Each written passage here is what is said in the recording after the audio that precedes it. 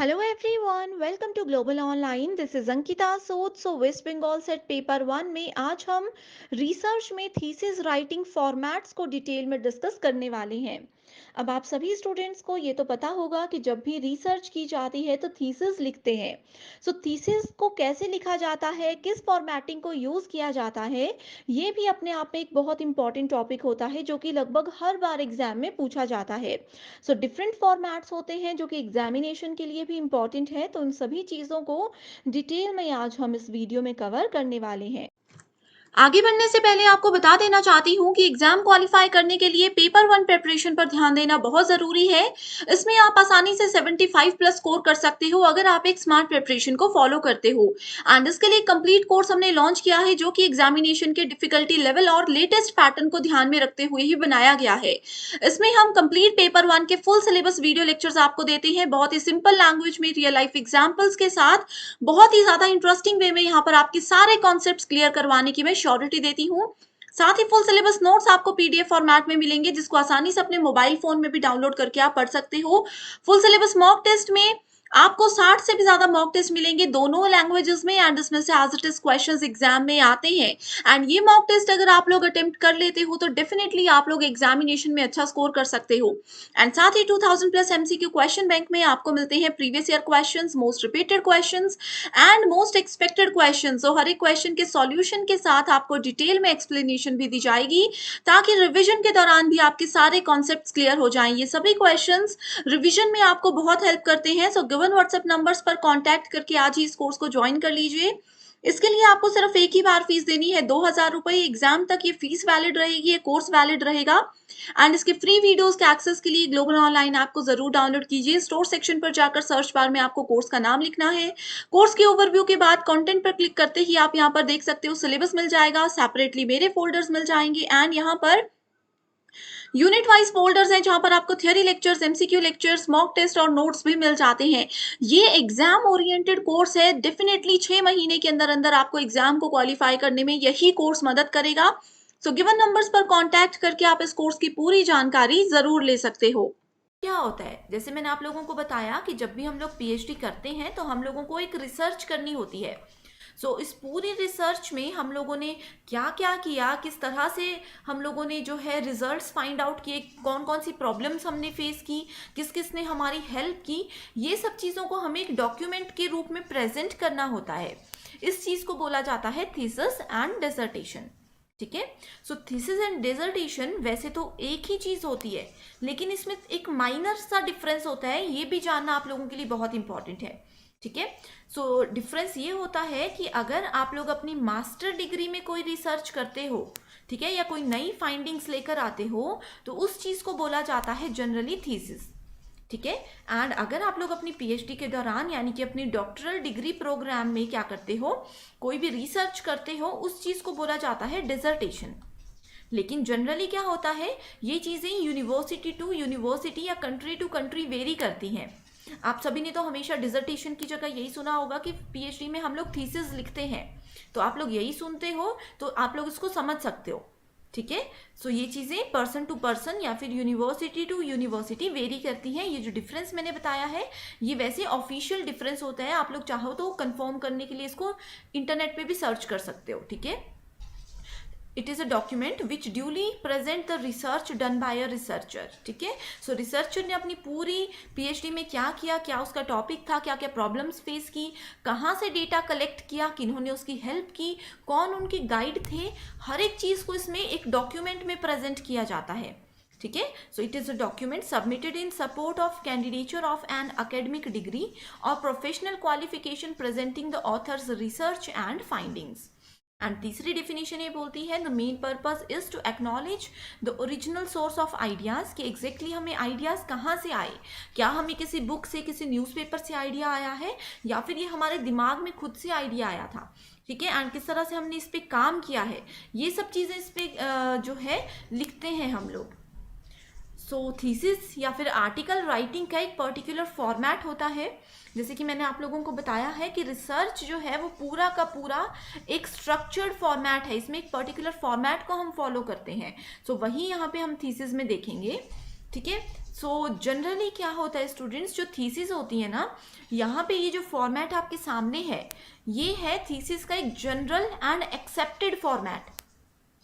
ठीक है, लेकिन हर एक यूनिवर्सिटी का यूनिवर्सिटी टू यूनिवर्सिटी ये फॉर्मेट वेरी कर सकता है।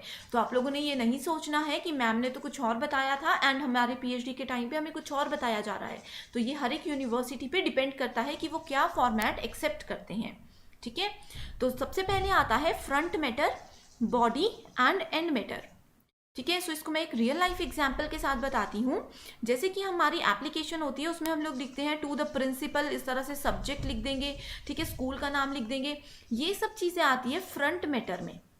ठीक है, जिसमें बेसिक इंट्रोडक्शन होती है हमारे एप्लीकेशन के बारे में। उसके बाद हम लोग लिखते हैं कि एप्लीकेशन किस बारे में है, उस चीज़ को हम लोग डिटेल में लिखेंगे। ठीक है, कि क्या क्या प्रॉब्लम है, हमें कितने दिन की लीव चाहिए या जो भी बात है। ठीक है, लास्ट में हम लोग लिखते हैं हमारा नेम, ठीक है, हमारे पेरेंट्स के सिग्नेचर होते हैं, उनका मोबाइल नंबर होता है, ये सब चीज़ें, हमारा रोल नंबर होता है। तो ये सब चीज़ें आती हैं एंड मैटर में। तो जैसे एप्लीकेशन को हम सेक्शंस में डिवाइड करते हैं, वैसे ही थीसिस को भी यहाँ पे एक डिफरेंट सेक्शंस में डिवाइड किया जाता है।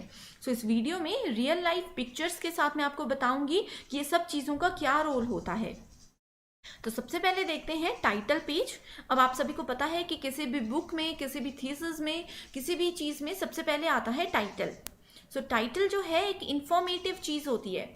इसमें क्या होता है, हमारे रिसर्च के बारे में, हमारे प्रोजेक्ट के बारे में हमें बताना होता है, सो दैट अगर कोई पर्सन आने वाले समय में इस थीसिस को पढ़ता है तो उसको सिर्फ टाइटल से ही पता चल जाए कि इसके अंदर क्या चीज़ें हो सकती हैं।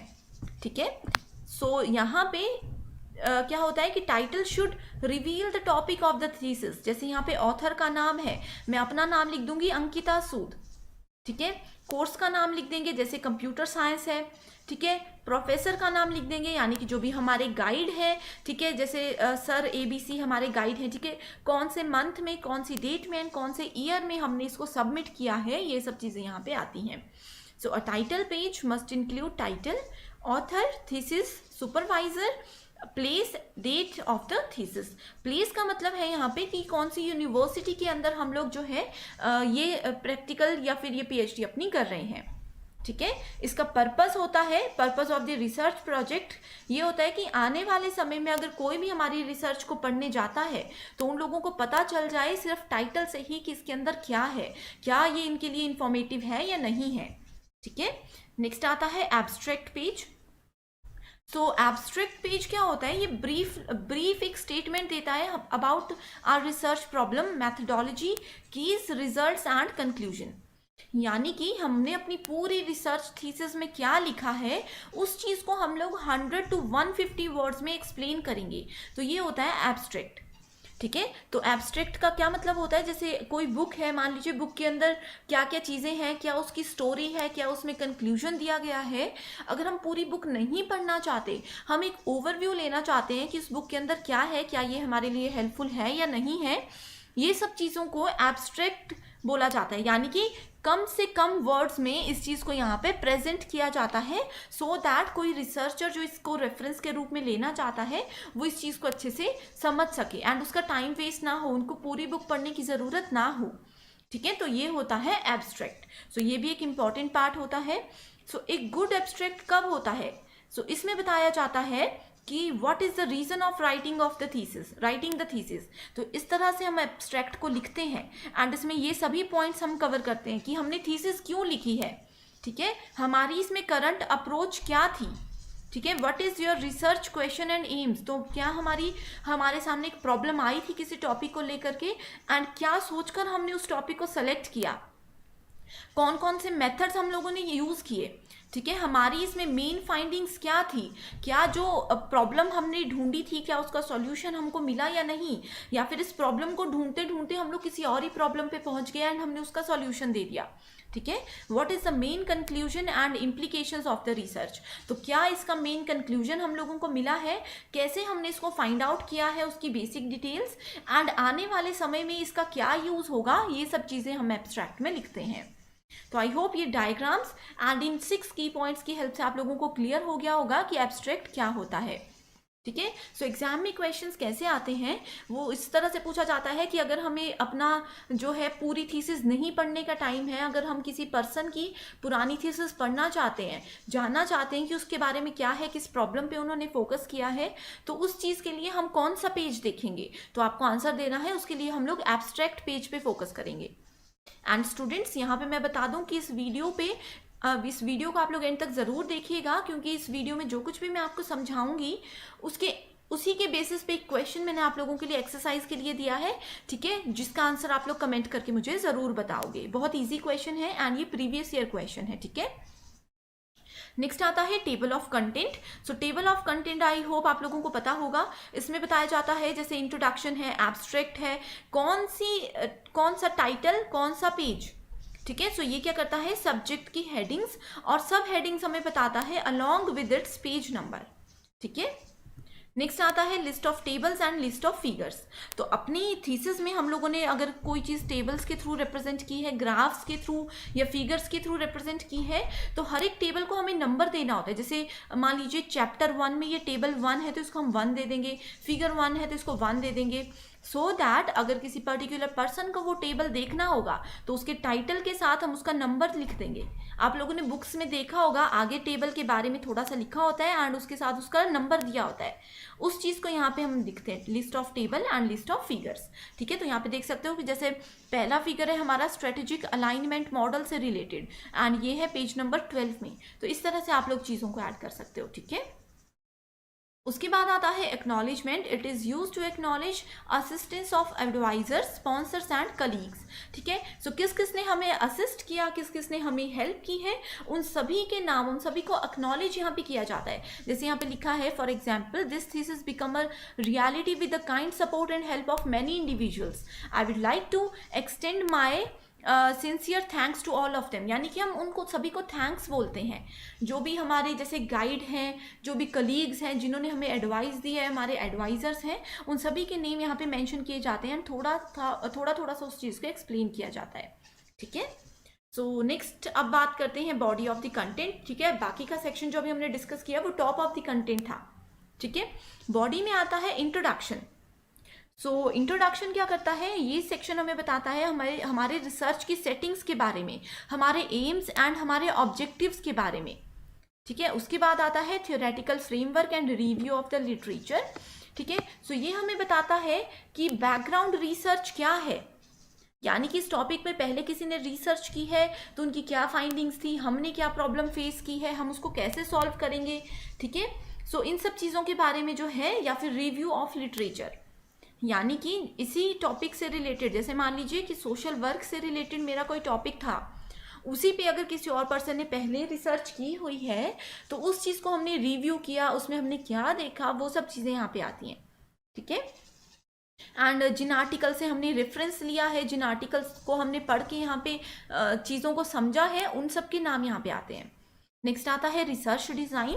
तो ये हमें बताता है कि रिसर्च का क्या डिज़ाइन होगा, कैसे हमने अपनी स्टडी, जो भी हमने रिसर्च स्टडी की थी, उस चीज़ को हम कैसे प्रेजेंट करने वाले हैं, that is called research design. कि क्या क्या टूल्स थे, कैसे हमने उन टूल्स को यूज़ किया, कैसे डेटा कलेक्ट किया, कैसे उस डेटा को एनालाइज किया, ठीक है। उसके बाद नेक्स्ट स्टेप आता है डेटा एनालिसिस। तो इसमें हमने जो भी डेटा कलेक्ट किया है उसको हम एनालाइज करेंगे, ठीक है। दिस सेक्शन में contain tables, graphs, pie charts, ठीक है, स्टैटिस्टिक्स, ये सब चीज़ें हम इसमें करते हैं ऐड, ठीक है। If you have conducted a quantitative piece of research, this section में बी डिस्क्रिप्टिव प्रोज, ठीक है। नेक्स्ट आता है समरी एंड कंक्लूजन, यानी कि इसमें हमने क्या क्या सीखा, क्या क्या कंक्लूड किया, ठीक है। In this section you sum up all your findings and draw conclusions from them, perhaps in relation to another research और लिटरेचर, ठीक है। सो हमारी रिसर्च का क्या कंक्लूजन है, क्या निचोड़ निकलता है इस पूरे प्रोसेस का, that is included in summary and conclusion section. Next आता है recommendation. So if you have conducted a piece of research for a hotel for example, ठीक है, तो यहाँ पे आप लोग किस तरह से क्लाइंट को ऑर्गेनाइज करते हो, कैसे आपने उनको मैनेज किया, ठीक है, क्या रिकमेंडेशंस आप लोगों की रहेगी, वो सब चीज़ें यहाँ पे आएगी। And sometimes this section is included at the beginning of the report, and ये सब चीज़ें डिपेंड करती हैं again university to university. Right students, next आता है सजेशन फॉर फ्यूचर रिसर्च, यानी कि अगर हमारी रिसर्च को लेकर के आगे आने वाले समय में कोई और पर्सन रिसर्च करना चाहते हैं, यानी कि अगर वो हमारी इस थीसिस को अपने फ्यूचर रेफरेंस के लिए लेना चाहते हैं, तो उनके लिए हमारा क्या सजेशन है वो भी बहुत इंपॉर्टेंट है. So it is useful in both academic report and work related report to include a section that shows how the research can be continued, right? Next आता है हमारा लास्ट फेज, जिसको बोलते हैं references and bibliography. So references and bibliography में हम देते हैं लिस्ट ऑफ बुक्स एंड कुछ और रेफरेंसेस, जैसे कि ऑथर का नाम, ठीक है, किस ऑथर ने कौन सी बुक लिखी है एंड उन्होंने क्या हमारी हेल्प की है इस रिसर्च के दौरान, ये सब चीज़ें आती है बिब्लियोग्राफी एंड रेफरेंसेस के लिए, ठीक है. सो लिस्ट और references contain detail only of those work cited in the text, ठीक है. अब bibliography includes sources not cited in the text but which are relevant to the subject, ठीक है. And small research projects will need only a reference section. It included all the literature to which you have referred in your report, ठीक है. सो जो बड़े project होते हैं उसमें bibliography use किया जाता है एंड छोटे प्रोजेक्ट्स में हम लोग सिर्फ रेफरेंसेस भी यूज़ कर सकते हैं, ठीक है. सो ये है बहुत ही ज़्यादा इंपॉर्टेंट सेक्शन. सो अब बात करते हैं स्टूडेंट्स आपके एक्सरसाइज क्वेश्चन की, जिसका आंसर इस कंप्लीट वीडियो पे डिपेंड करता है. सो ये क्वेश्चन है रिलेटेड टू बिब्लियोग्राफी. तो यहाँ पे बोला गया है bibliography given in research report. तो बिब्लियोग्राफी क्यों यूज़ की जाती है? It shows vast knowledge in the researcher. So क्या ये रिसर्चर के बारे में हमें बताता है? Helps those interested in further research, यानी कि आने वाले समय में अगर कोई हमारी थीसिस को रेफरेंस के लिए यूज़ करना चाहता है तो क्या ये उनको हेल्प करेगा. नेक्स्ट है has no relevance to research, यानी कि हमारी रिसर्च से इसका कोई लेना देना नहीं होता है, या फिर ऑल ऑफ दी अबव. तो इसका आंसर बहुत इजी है, आप लोग आई होप इसका आंसर बहुत इजीली दे सकते हो कमेंट सेक्शन पे. पेपर 1 के साथ साथ पेपर 2 प्रिपरेशन पर भी फोकस कीजिएगा. एग्जाम ओरिएंटेड वे में कंप्लीट स्टडी मटेरियल हम आपके लिए लेकर आए हैं, जिसमें आपको फुल सिलेबस नोट्स और एमसीक्यूज मिलेंगे. इसमें आपको previous year questions, most repeated questions और एक्सपेक्टेड क्वेश्चंस हम देते हैं, जिसमें से एज इट इज क्वेश्चंस हर बार एग्जाम में पूछे जाते हैं. ये स्टडी मटेरियल ना सिर्फ एग्जाम क्वालिफाई करने में आपको मदद करता है, बल्कि इसके बाद इंटरव्यू को क्वालिफाई करने में भी आपको बहुत हेल्प करेगा. सो सब्जेक्ट्स की लिस्ट आपके सामने है, इसमें से अपना पेपर 2 सब्जेक्ट सेलेक्ट कीजिए एंड गिवन व्हाट्सएप नंबर्स पर कांटेक्ट करके आप इसको आज ही ज्वाइन कर सकते हो. इसके लिए आपको सिर्फ एक ही बार फीस देनी है, 1280 रुपए. एंड मैं आपको श्योरिटी देती हूँ कि जब तक एग्जाम क्लियर नहीं हो जाता, इंटरव्यू क्लियर नहीं हो जाता, तब तक आप इसका बेनिफिट उठा सकते हो. So thank you so much everyone for watching this video and I wish you all the very best.